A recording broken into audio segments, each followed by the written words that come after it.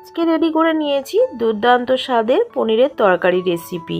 ভাত বা রুটির সাথে খেতে কিন্তু দুর্দান্ত লাগে। এইভাবে বাড়িতে একবার ট্রাই করে জানাবেন কেমন লাগলো। নমস্কার বন্ধুরা, টেস্টি অ্যান্ড ওয়ান বাইট চ্যানেলে আপনাদের স্বাগত। বন্ধুরা কেমন আছেন? আশা করি আপনারা ভালোই আছেন। আজকে যে রেসিপিটা নিয়ে আমি হাজির হয়েছি, পনিরের তরকারি রেসিপি। এর জন্য আমি এখানে আদা আর কাঁচা লঙ্কাটাকে আমি বেটে নিলাম। আর এখানে আমি নিয়েছি 1.5 চা চামচ মতো পোস্ত আর কয়েকটা কিশমিশ নিয়ে কিন্তু আমি ভালো করে বেটে নিলাম। বেটে নিয়ে এটাকেও আমি তুলে রাখলাম। আর এখানে আমি আর একটা পেস্ট রেডি করে নিচ্ছি। 1 চা চামচ হলুদ গুঁড়ো, 1 চা চামচ জিরে গুঁড়ো, হাফ চা চামচ ঝাল লঙ্কার গুঁড়ো, 1 চা চামচ ধনিয়া গুঁড়ো দিয়ে জল দিয়ে আমি পেস্টটাকে রেডি করে নিলাম। আর এখানে আমি আলু আর ক্যাপসিকাম কেটে নিয়েছি। আর কেটে নিয়েছি এখানে কিউব আকারে পনিরগুলোকে কেটে নিয়েছি। যে সকল বন্ধুরা ভিডিওটাকে দেখছেন তাদেরকে অনুরোধ রইল পুরো ভিডিওটা দেখার জন্য।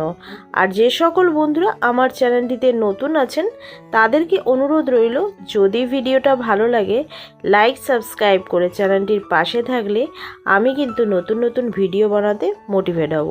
আর তার সঙ্গে কিন্তু অতি অবশ্যই শেয়ার করতে ভুলবেন না। আর এখানে আমি যে আলু আর ক্যাপসিকামগুলোকে কেটে নিয়েছি, জলের মধ্যে আমি ধুয়ে নেব ভালো করে। আর যে পনিরগুলোকে কেটে রেখেছি এগুলোকে কিন্তু আমি ভেজে নেব। দেখতেই পাচ্ছেন আমি কিন্তু এইভাবে পনিরগুলোকে কেটে নিয়েছি। কড়াইতে দিয়ে দিলাম আমি সাদা তেল পরিমাণ মতো। এক এক করে পনিরগুলোকে দিয়ে উল্টে পাল্টে লালচে লালচে করে ভেজে নিয়ে নামিয়ে নেব। তো এই পর্যায়ে ভাজা হয়ে গেলে আমি নামিয়ে নিলাম। আর আলুগুলোকে দিয়ে অল্প পরিমাণে হলুদ দিয়ে নাড়াচাড়া করে আলুগুলোকে খানিকক্ষণ ভেজে নিয়ে ক্যাপসিকামগুলোকে অ্যাড করে দিয়ে আবারও খানিকক্ষণ ভেজে নিয়ে নামিয়ে নিলাম। কড়াইতে আরও দিয়ে দিলাম 2 চা চামচ মতো সাদা তেল দিয়ে আমি একটা শুকনো লঙ্কা, অল্প পরিমাণে গোটা জিরে দিয়ে আর আদা কাঁচা লঙ্কা বাটাটা দিয়ে ভালো করে নাড়াচাড়া করে নিয়ে যে পেস্টটা রেডি করেছিলাম সেটাই অ্যাড করে দিলাম।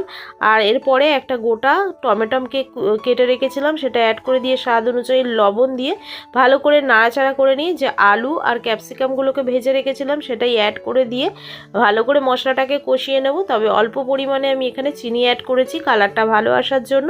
ভালো করে কষিয়ে নিয়ে আমি কিন্তু এখানে যে কিশমিশ আর পোস্তটাকে পেস্ট করে রেখেছিলাম সেটাই অ্যাড করে দিয়ে ভালো করে কষিয়ে নেব যতক্ষণ না তেল ছাড়ছে।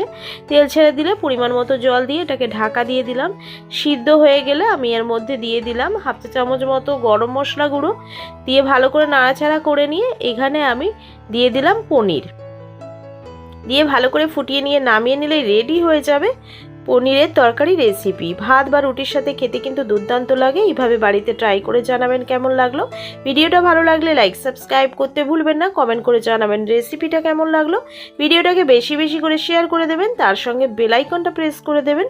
বেল আইকনটা প্রেস করলে সবার আগে নোটিফিকেশান আপনাদের কাছে পৌঁছে যাবে আমি যে নিত্যদিন ভিডিওগুলো ছেড়ে থাকি। আমি আবার একটা নতুন রেসিপি নিয়ে হাজির হব। ততক্ষণ আপনারা সুস্থ থাকবেন, ভালো থাকবেন। আজকের মতো এইটুকুনি। ধন্যবাদ বন্ধুরা।